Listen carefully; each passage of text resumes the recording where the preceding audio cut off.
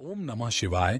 हर हर महादेव। दोस्तों स्वागत है। तो सबसे ज्यादा बुद्धिमान बच्चे किस महीने में पैदा होते हैं? ये सवाल आपके मन में कभी ना कभी जरूर आया होगा और आज हर कोई इसका जवाब जानना चाहता है। दोस्तों, ग्रहों नक्षत्रों का हमारे जीवन में काफी योगदान रहता है। ग्रहों की चाल हमारे जीवन में काफी उतार चढ़ाव लाती है। दोस्तों, अगर ज्योतिष शास्त्रों की माने तो जन्म का समय व्यक्ति के बारे में बहुत कुछ बताता है।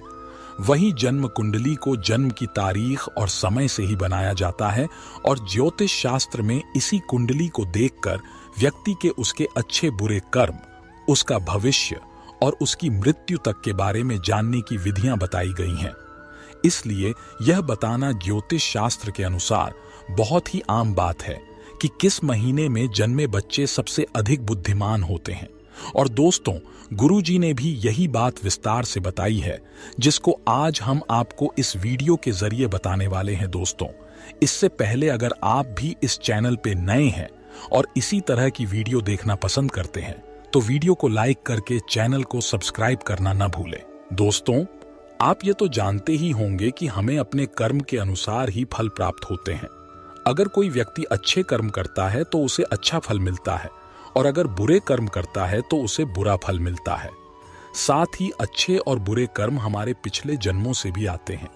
हम देखते हैं कोई बच्चा बहुत ही अमीर घर में जन्म लेता है और उसका जीवन सुख सुविधाओं से घिरा हुआ होता है, तो कोई बच्चा ऐसा भी होता है जो एक गरीब परिवार में जन्म लेता है और उसका जीवन दुखों से भरा हुआ होता है।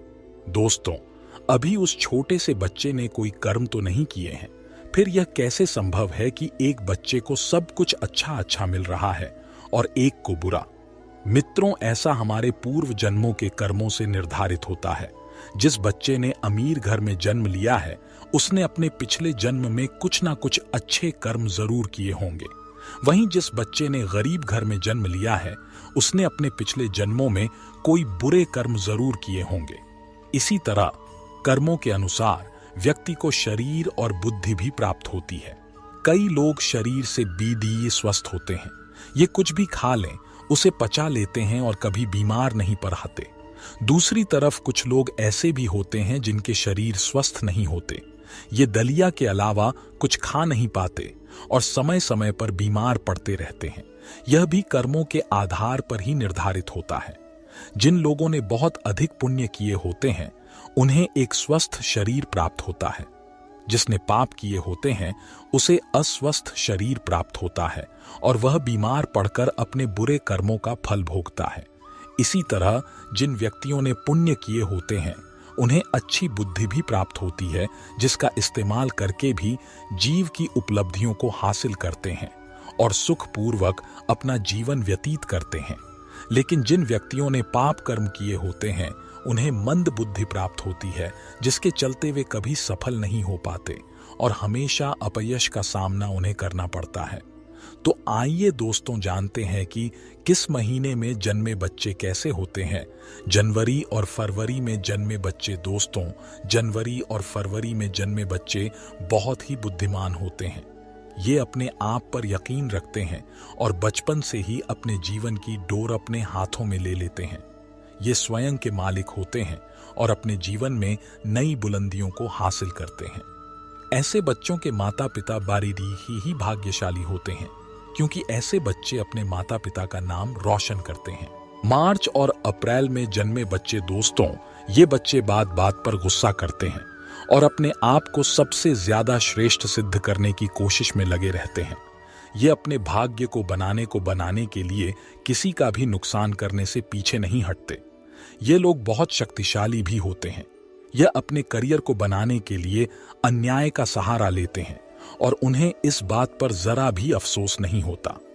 मई और जून में जन्मे बच्चे।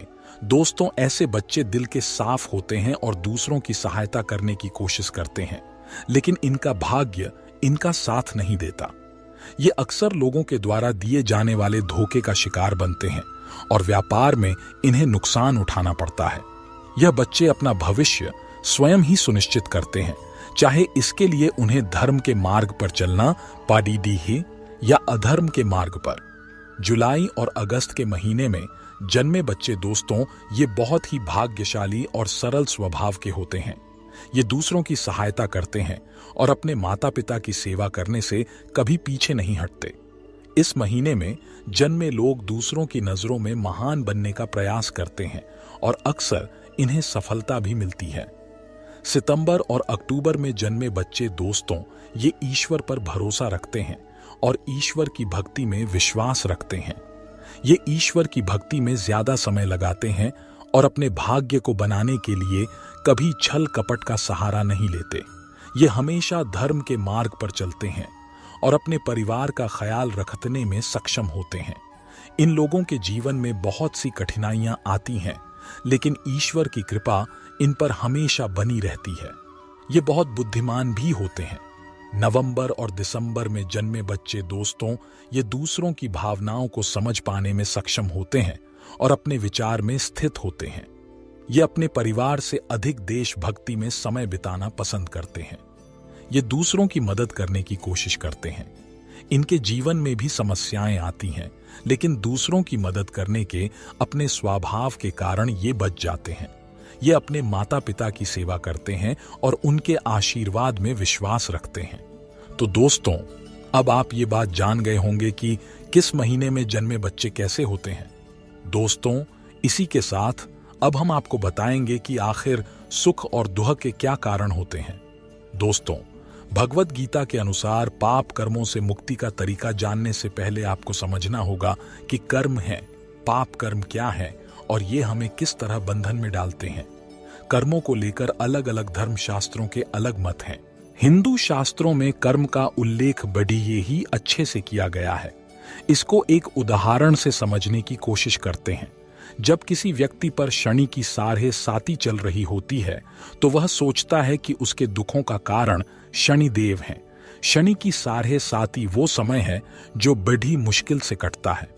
इस समय व्यक्ति का स्वास्थ्य खराब हो जाता है, धन की समस्या आती है, कोर्ट कचहरी के चक्कर काटने पर आते हैं और इसके साथ और भी अनेक प्रकार की समस्याएं आती हैं। जब भी कोई अपनी कुंडली किसी ज्योतिषी को दिखाता है और पाता है कि उस पर शनि की साढ़े साती चल रही है तो वह बहुत ही निराश हो जाता है और ज्योतिषी से साढ़े साती दूर करने का उपाय पूछता है। तब ज्योतिषी उसे कुछ उपाय करने को कहते हैं और व्यक्ति उन उपायों को करने लगता है। उसे कुछ समय का आराम जरूर मिलता है, लेकिन पूरा आराम नहीं मिल पाता। इसका कारण है कि ज्योतिषी उसे पूरी बात नहीं बताता और पैसे कमाने के लिए उसे कई प्रकार के उपाय बताता है। शास्त्रों में बताया गया है कि कोई भी किसी के सुख और दुख का कारण नहीं है, बल्कि सुख और दुख का कारण व्यक्ति के अपने ही कर्म हैं। इसे इस तरह से समझते हैं, मान लीजिए अगर कोई व्यक्ति एक मोटरसाइकिल से जा रहा हो और वह शराब पीकर गाड़ी चला रहा हो, आगे चलकर उसका एक्सीडेंट हो जाए और वह मर जाए। इस घटना को देखकर सब यही कहेंगे कि इसमें उस व्यक्ति की ही गलती थी, क्योंकि शराब पीकर गाड़ी चलाना गलत बात है। अब मान लीजिए कि एक व्यक्ति ट्रैफिक के नियमों के अनुसार धीमी गति से गाड़ी चलाता है। वह कुछ दूर ही जाता है और हाईवे पर उसे एक ट्रक मिलता है जिसके ड्राइवर ने शराब पी हुई होती है। वह व्यक्ति आगे चलकर रेड लाइट पर रुक जाता, लेकिन पीछे से आ रहा वह ट्रक ड्राइवर नहीं रुकता और उसे टक्कर मार देता है। उस व्यक्ति की मृत्यु हो जाती है और इस घटना को देखने वाले कहते हैं कि उसकी मृत्यु का जिम्मेदार ट्रक वाला है और उस व्यक्ति की इसमें कोई भी गलती नहीं थी। इस तरह हम अपने मत अनुसार सही गलत का निर्णय कर लेते हैं, लेकिन अगर शास्त्रों की माने तो दूसरे वाले व्यक्ति की मृत्यु के जिम्मेदार उसके अपने कर्म थे और पहले वाले व्यक्ति की मौत के जिम्मेदार भी उसके अपने कर्म थे। यह बात कुछ समझ नहीं आती और यहाँ तक कि भगवत गीता में भगवान भी कहते हैं कि कर्म की गति को समझ पाना बहुत ही कठिन है। भगवान कृष्ण श्रीमद् भगवत गीता के 4 अध्याय के 18वें श्लोक में बताते हैं कि कर्म की 3 प्रकार के होते हैं, जो हैं कर्म, अकर्म और विकर्म, लेकिन इनको समझना बहुत ही कठिन है। कुछ ऐसे कार्य हैं जिनको शास्त्रों में वैध माना गया है।